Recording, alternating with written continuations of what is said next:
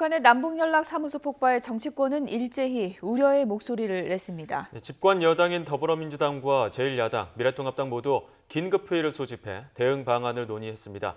국회 취재기자 연결해 자세한 상황 알아보겠습니다. 송재인 기자. 네, 국회입니다. 네, 더불어민주당은 집권 여당인 만큼 가장 먼저 회의를 소집했죠. 네, 그렇습니다. 북한이 개성공단 인근 남북연락사무소 청사를 폭파했다는 속보가 전해진 뒤 민주당 이해찬 당대표는 즉각 긴급회의를 소집했습니다. 김태년 원내대표와 윤호중 사무총장 등 지도부가 한자리에 모여 경위 파악에 들어갔는데요. 이어 민주당 소속 외통위 위원들도 긴급회의에 참여했습니다. 회의를 마친 뒤 강훈식 수석대변인은 브리핑을 열고 북한의 개성공단 연락사무소 폭파에 유감을 표한다며 민주당의 입장을 밝혔습니다.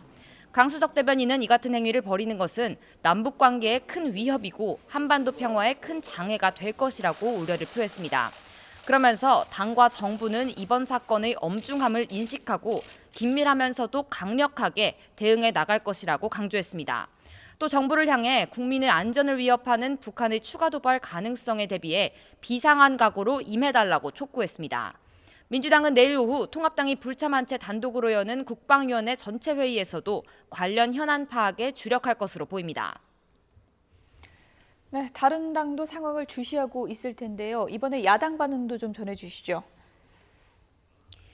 네, 야당도 우려의 목소리를 보이는 건 마찬가지지만 당마다 사안을 보는 온도차가 느껴집니다. 먼저 제1야당 미래통합당은 정부의 실책을 강조하고 있습니다. 미래통합당 배준영 대변인은 논평을 내고 문재인 정부의 대북 유화 정책이 실패로 귀결됐다고 꼬집었습니다. 아무런 전략 없이 평화라는 현상에 갇혀 끌려다니다 우리 스스로 안보 불안을 자초했다며 정부가 현 상황을 엄중하게 인식해야 한다고 지적했습니다. 애초 내일로 예정됐던 통합당 자체 외교안보 특별위원회 회의도 하루 앞당겨 열고 북한의 폭파 상황을 분석하고 있습니다. 정의당은 북한의 행동을 무모하다고 평가했습니다. 사태 해결에 전혀 도움이 되지 않는 일에다가 국제사회에서 고립될 가능성만 더 높아질 것이라며 북한이 긴장을 고조시키는 행위를 중단해야 한다고 강조했습니다.